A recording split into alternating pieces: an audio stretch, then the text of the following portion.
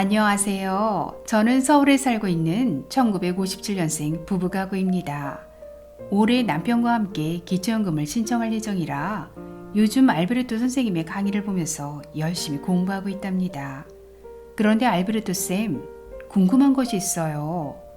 오늘 인터넷을 검색하다 보니까 올해 기초연금이 단독가구 30만 7,500원, 부부가구 49만 2천원이라고 하던데 최근 알베르토 쌤의 강의를 보면 단독가구 30만 1,500원, 부부가구 48만 2,400원이라고 하셨잖아요. 어떤 것이 맞는 거죠? 물론 큰 차이는 아니지만 그래도 정확하게 알고 싶습니다.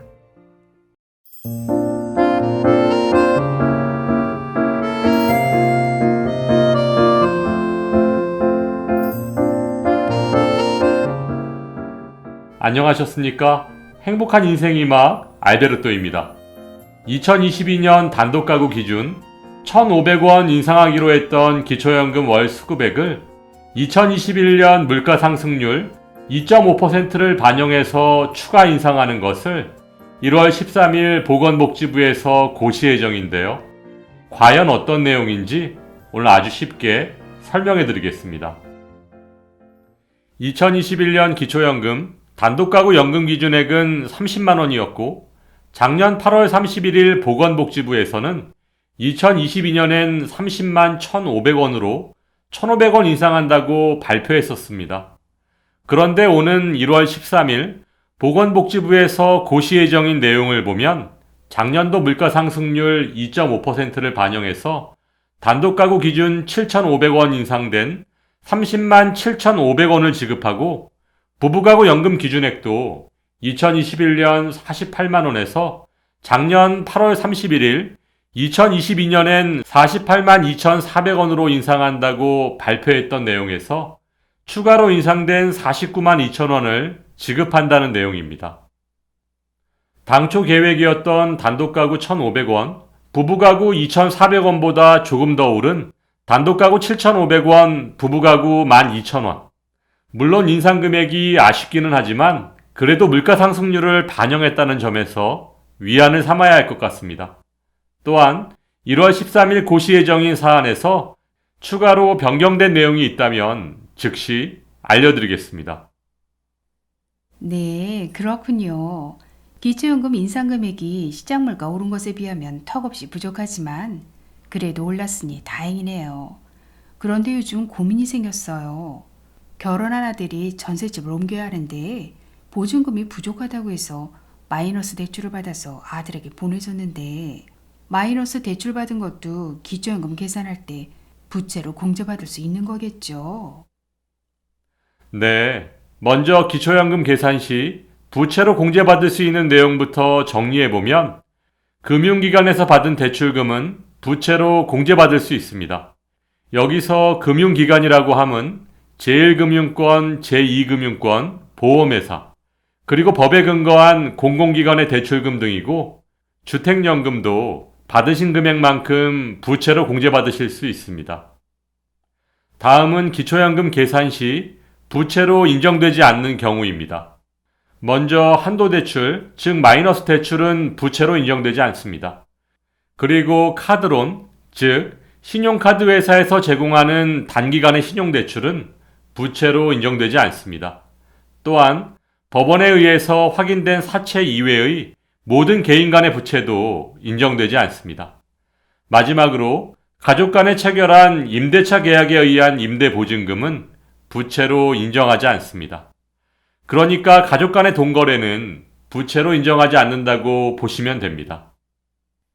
아, 그래요. 아유, 그러면 대출 받아서 아들에게 보내준 1,000만 원은 5천만 원 이하니까 기초연금과는 상관없겠죠? 네, 기초연금 계산 시 기타 증여재산은 증여금액, 증여세 납부 여부와 상관없이 자연소비분으로 모두 차감돼서 영원이 될 때까지 차액만큼 부모님의 재산에 포함됩니다. 따라서 오늘 의뢰인께서 아들에게 보내준 1,000만 원은 증여한 날을 기준으로 부부가구 시니까 한 달에 256만 원씩 차감돼서 4개월 동안은 차액만큼 부모님의 금융재산에 포함됩니다. 만약 단독 가구라면 한 달에 209만 7천 원씩 차감돼서 5개월 동안 차액만큼 부모의 재산에 포함됩니다. 따라서 여러 가지 이유에서 자녀에게 증여를 해야 한다면 기초연금 신청 전에 최대한 빨리 증여하시는 것이 유리하고, 혹시라도 기초연금을 받기 위해 편법 증여를 생각하신다면 정말 신중하게 판단하시길 바랍니다. 증여했는데도 재산이 줄지 않아서 기초연금도 못 받고 돈 잃고 자식 잃고 건강까지 잃으실 수 있으니까 말이죠. 아, 그렇군요. 자녀와의 금융거래가 이렇게 기초연금에 불리할 줄은 정말 몰랐어요. 항상 새로운 정보를 신속 정확하게 알려주셔서 정말 감사드리고 친구들과도 꼭 공유하겠습니다.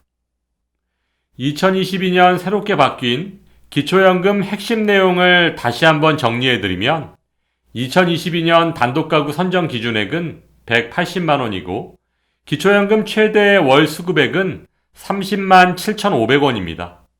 또한 부부가구 선정 기준액은 288만 원이고 기초연금 최대 월 수급액은 49만 2천 원입니다. 또한 기초연금 기준액이 2021년 30만 원에서 30만 7,500원으로 인상되면서 국민연금 연계감액의 기준금액도 약간 상향 조정되었습니다.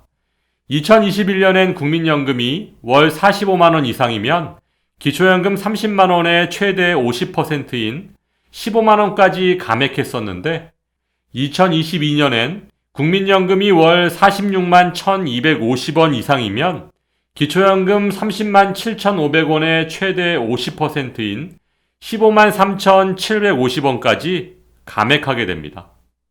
마지막으로 기초연금은 만 65세 생일이 속한 달의 전달 1일부터 신청 가능하고 전국의 주민센터 어디에나 신청하실 수 있습니다.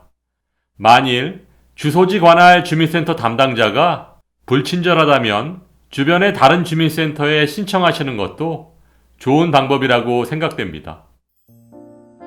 오늘 말씀드린 2022년 기초연금 추가 인상액은 1월 13일 고시 예정이고 1월 25일부터 적용된다는 점 꼭 기억하시기 바랍니다. 오늘도 알베르토가 어르신들의 행복한 인생 이막을 응원하겠습니다. 행복한 하루 되세요.